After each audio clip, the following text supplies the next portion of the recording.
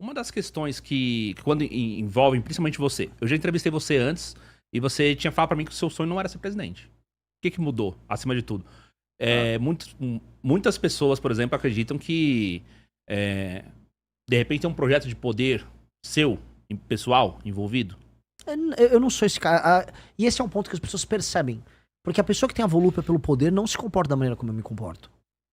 Eu tenho um tesão, e isso eu acho que eu já falei pra todos os lugares que eu já fui, em entrar pra história como alguém que fez coisas muito grandes. Em tese eu já entrei. Essa pequena ambição, já tem os livros de história impeachment da Dilma, eu participei lá. Se eu for olhar, tem estudos na gringa sobre o que a gente fez. Sim, eu já consegui colocar meu nomezinho na história, só que tornar o Brasil uma das 5 nações mais importantes do mundo em 30 anos seria um feito para a minha geração. Se eu vou realizar isso eu chegando à presidência, ou com o Kim chegando à presidência, eu vou me realizar da mesma maneira. Se o Kim conseguir fazer isso no meu lugar, vai ser demais. Se qualquer outra pessoa nossa conseguir fazer isso, minha vaidade vai estar atendida. Então eu não tenho grandes vaidades, não ligo muito pra grana, não ligo pra aparência. Meu lance é, eu preciso cumprir minha meta. E um dia as pessoas vão falar, essa é a minha vaidade, daqui 30, 50, 100 anos. Nossa, aquele Renan, aquele cara, quando chegou, ele fez o negócio, ele mudou a mentalidade, mudou o jeito do Brasil ser. É isso, eu ficaria muito feliz, é o mais do que o suficiente. Se isso é sendo presidente do partido, se é sendo presidente da república, eu não sei. Eu quero ter um impacto em que este plano que eu fiquei discutindo com vocês aqui seja, vamos dizer, realizado. Entendi. Ainda nessa questão da sua vida pessoal, principalmente antes, eu sei que te pergunto isso o tempo inteiro, tá? Mas essas questões ligadas a, por exemplo, a questão de cobrança de dinheiro, envolvendo aí processos empresariais que você tinha, processos trabalhistas, essa questão de dinheiro de outras empresas envolvidas aí no seu nome. Isso, como você explica essa questão? De maneira muito simples, eu não devo nada. Eu nunca dei muita atenção, eu nunca fui candidato. Então, eu nunca dava muita atenção pros haters que ficavam falando disso. Eu fui proprietário de uma empresa que ela tinha grandes dificuldades e eu participei do processo de recuperação dela e depois eu saí dela. As dívidas que existiam nessa empresa foram anteriores à minha chegada. Se você puxar agora uma certidão negativa de débitos, que é o que demonstra se eu tenho ou não tenho essas dívidas, você vai ver que eu não tenho dívida. Eu não tenho essas dívidas. Elas não existem. As dívidas são da empresa? Elas são da empresa e anteriores eu assumi. Então, eu fui um gestor, fui proprietário da empresa, tentei fazer andar, não deu, boa sorte, não deu certo. É da vida. O Miguel Nicoleles esteve aqui com a gente e ele disse que uma das pessoas mais perigosas do mundo se chama Curtis Yarvin. Ele disse perigosas? Que perigosas. Você com certeza sabe quem é Miguel Nicoleles. Conheço. O pessoal da audiência, de repente, não conhece, mas assim, cientista brasileiro, grande intelectual, um cara que ele é professor há mais de 30 anos nos Estados Unidos, escreve já grandes livros, né? Cara. O Nicoleles também ele fala que o Musk copiou as coisas dele, né? Também. Não é que o Musk copiou, é que os ex-alunos dele saíram, é que o Musk foi lá com o caminhão, isso eu já discuti com o Nicoleles, eu falei, cara, você queria que fizesse o quê? É porque o Musk chegou com um caminhão de dinheiro e levou os alunos dele que eles estavam desenvolvendo o Neuralink, né? E a questão do Neuralink é que ele não é essa coisa toda, porque ele só vai ser aplicado em 1% dos casos, ele é muito invasivo, né? Eu cheguei em Musk nisso, porque o Yarvin é próximo à turma do Musk. Eles são todos próximos de uma mesma turma, que é a turma da direita tech. Então, natural, sendo próximo do Musk em alguma medida, não sei se eles se conhecem, mas é da mesma geração, da mesma turma, que ele seja crítico a esse universo. O Yarvin, ele tem uma crítica ao funcionamento dos regimes democráticos. Eles são tecnocratas. São. E eu acho que os caras querem colocar o tecnocracismo, é o Musk, é essa galera aí. Não, mas o Nicoleles disse aqui pra gente, quando ele veio aqui, que o Yarvin, o papel dele é convencer as elites de que a democracia não serve, não funciona, é um governo que tem problemas disso, tem que mudar. Isso aí. Sim. É isso. Eu não duvido que o Yarvin eventualmente esteja fazendo isso. Agora, e daí? E daí? A China financia pelo mundo coisas similares. A China não acredita que a democracia é uma resposta e ela é a prova viva de que você pode ter regimes alternativos funcionais.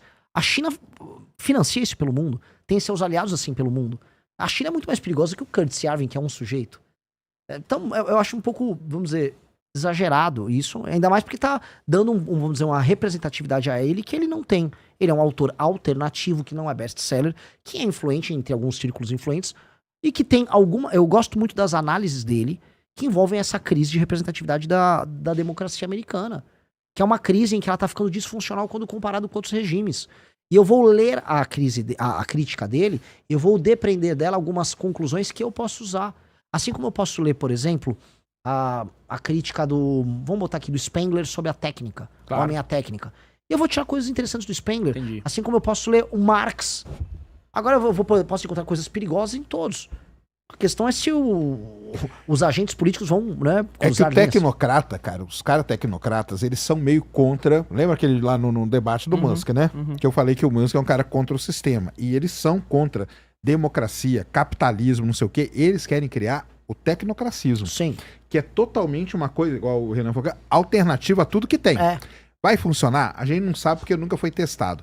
O sonho deles é fazer um projeto piloto de uma tecnocracia em algum lugar. Tem os perigos de cair naquele tecnofeudalismo que a gente chama. Sérgio sabe tudo. Então tem toda essa parada. Agora, são os caras alternativos assim, que pra quem é um cara democrata, ele é uma ameaça mesmo. Ele é uma ameaça. Porque são caras que são poderosos. Se eles se juntam todos eles, existe a chance. Agora, eles mesmos, eu já vi até o próprio Musk falar, porque o tecnocracismo é uma ideia do avô do Musk. Ele é o pai do tecnocracismo. O avô dele. Isso eu não sabia. É, o avô do Musk que é. E o Musk, a ideia dele é um dia colocar o mundo tecnocrata, né? A ideia do avô dele pra funcionar. Vai funcionar? Não vai? A gente não tem ideia, cara, se isso funciona. Mas pra quem é democrata e pra quem é capitalista, pra quem é socialista, esses caras são uma ameaça gigantesca. Veja, são uma ameaça mesmo. Um regime de poder compartilhado, como são democracias ou repúblicas, ele costuma passar por períodos de apogeu e queda. O Yarvin, ele lê o Spengler, e o Spengler ele faz uma comparação entre momentos históricos da República Americana com a República Romana. E uma hora vem uma crise em que aquela república que em algum momento é altamente virtuosa, ela começa a falhar, você tem brigas faccionais, e aí para responder uma guerra faccional interna, e os Estados Unidos vivem uma guerra faccional interna, e Roma viveu, a Sulla versus Mário, até que vem surge o César e resolve. Esse César que surge, ele acaba com a guerra faccional e ele estabelece o poder único, é quando surge o imperador. Muita gente faz essa analogia para dizer que hoje há necessidade de surgimento desse César, que seria uma espécie de monarca, que ele estabeleceria um novo pacto, entendeu?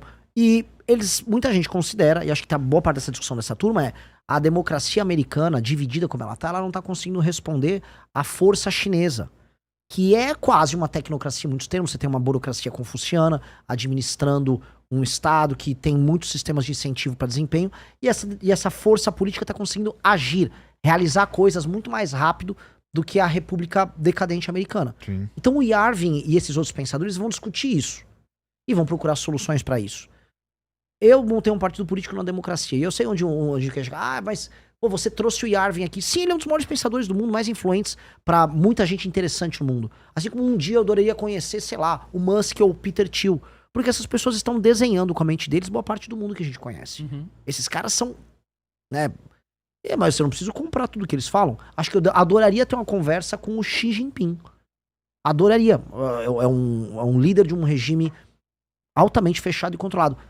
Gostaria de entender, ver a ascensão dele nas províncias. Gostaria de conversar com um monte de gente que eu discordo, ou que eu tenho concordâncias pontuais. Eu quero aprender. É isso. É isso. Sobre o MBL especificamente, tem alguma coisa que, por exemplo, não foi revelado ainda na mídia, alguma coisa que pode vir a surgir e abalar a sua campanha, do mesmo jeito que a questão do Flávio Bolsonaro? Graças a Deus, não. Não? Graças a Deus. O máximo pode ser levar um áudio novo do Arthur. Mas é sempre algum escândalo heterossexual. É sempre isso que vem da gente. Sempre termina um escândalo heterossexual. Não tô nem falando de corrupção, tô querendo dizer o seguinte. Mas assim... A sua vida vai ser virada de cabeça pra baixo. Sim. Vai ser investigado tudo, praticamente. Eu só vou descobrir que ela é desinteressantíssima.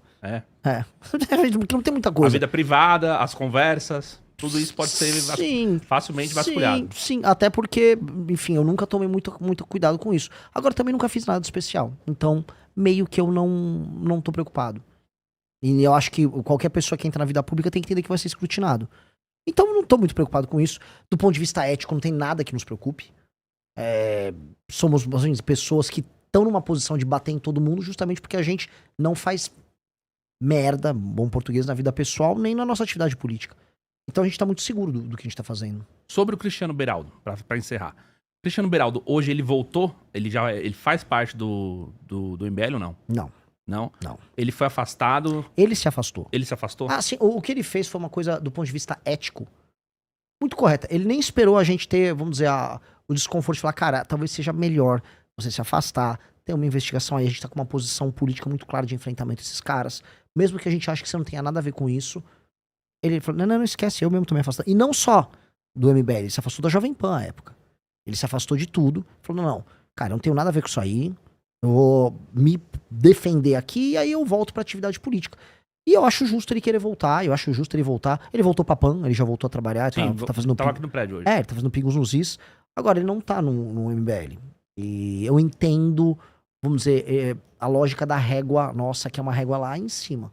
Ele entende que a régua é lá em cima. E por mais que eu creio que não tenha absolutamente nada com ele, ele sabe que só de recair a suspeita, as pessoas vão querer fazer mal contra a gente, vão querer ficar fazendo perguntas que querem, vamos dizer, embaraçar a gente, sendo que a gente não tem nada a ver com nada. Então, ele atingiu como homem conosco. Ele foi um dos maiores doadores do MBL? Não, do MBL não. Ele foi um dos doadores. Os maiores doadores foram as pessoas que compraram o livro amarelo. A maior entrada de caixa que a gente teve foi vender produtos. Venda de produto livro amarelo, e bandeira, isso foi a grande entrada de caixa. Agora, ele foi uma das pessoas que participaram das vaquinhas, e quando a gente fez jantares de arrecadação pra levantar, ele levantava e mandava. Ele, não sei se foi o Arthur que foi mais que ele, ou ele mais que o Arthur, mas ele levantou e todo mundo que foi tentando levantar o dinheiro onde dava. Então a gente fazia jantares de arrecadação, e a gente arrecadou uma graninha boa para a montagem do partido, mas nem próximo do que foram as doações do pinga-pinga do grande público ou a venda de produto. E tudo regularizado, tanto que o partido foi montado sem nenhum óbice. Sim, eu nem vou perguntar das assinaturas que eles escolheram, que você já explicou isso várias vezes. Essa história é mais anedótica. Tudo isso é meio anedótico. Porque assim, as doações são privadas e você tem que registrar elas, você tem que declarar a receita. Tudo isso, eu tenho a gente sempre teve a tranquilidade de falar, o Arthur doou, o Beraldo doou, porque doou mesmo e a gente declarou a receita. Não tem nada a esconder. Eu poderia simplesmente falar, se eu fosse malandro, se ele tivesse alguma malandragem, ele ia doar em dinheiro. E eu não falava nada disso. Não, essas coisas foram doadas, depósito em conta, porque a gente fez o trabalho de coleta, só para as pessoas entenderem. Como é que eu pagava o coletor? O coletor, ele tinha um sistema interno de coleta de assinatura que nós criamos, com programadores e tal. Ele coletava as assinaturas na semana, o sistema fechava, e acho que em 2, 3 dias ele mandava o valor da pessoa. Então eu tinha que ter muito fluxo de caixa em conta, por isso que eu tinha que ir atrás de doação, vender produto, fazer um monte de live, e doar pro partido, compra esse produto, compra o livro amarelo, porque isso gerava o fluxo de caixa, porque eu não podia atrasar um dia o pagamento do coletor. Porque eu tinha que motivar o coletor, tava lá. Então, eu precisava de dinheiro tudo regularizado, certinho, bonitinho, que ia pra conta do coletor, e nunca faltou R$1 pra eu pagar os coletores durante esse processo. Falo aqui, porque se você for perguntar pra qualquer presidente de partido como eu montei um partido, ninguém vai explicar muito. A gente foi coletando aí com o povo. Não, eu montei uma operação industrial de coleta que precisou ter dinheiro, e dinheiro limpo, correto, irrigando o processo. E pessoas doaram, outras compraram produtos, e no fim do dia o partido foi aprovado. A coleta de assinaturas teve início quando? Final de novembro, acho que foi 10 de novembro de 2023. 10 de novembro de 2023. 10 de novembro? É. Caraca, um ano pra... Um ano ali, não. 2 anos, porque né? assim, ó, em termos de coleta... Porque até começar a questão, você chegar no TSE pra ser julgada, você aceita lá no registro do partido e tal. O final das coletas foi em junho ou julho de 2025, mas todas as assinaturas necessárias para montar o partido a gente conseguiu ao final de 2024. 10 de novembro de 2024 a gente já tinha as assinaturas que a gente precisava. Por que a gente continuou coletando? Porque você tem que fazer lotes de no máximo 100 assinaturas para todos os cartórios do Brasil que você vai entregar. Alguns cartórios são muito distantes. Sim. Então é mais fácil eu coletar assinaturas em cartórios próximos e eu meio que descartar as fichas dos cartórios distantes, porque é mais caro eu entregar num lugar distante do que eu coletar mais e entregar. Então, ali no começo de 2025, a gente foi fazer uma coleta inteligente, focada em áreas que são logisticamente interessantes, que faziam, vamos dizer, o custo cair. Então era mais barato eu coletar mais assinaturas para ter uma logística melhor do que eu simplesmente entregar aquele monte. Tanto que assim, A gente coletou mais de 800 mil assinaturas, a gente validou mais de 600 mil e eu tô com um monte de assinatura em estoque, porque eu não precisei usar. Isso aí. Se você gostou do vídeo, não se esqueça de deixar o like e se inscrever no canal para ajudar. Te vejo no próximo vídeo. Até lá!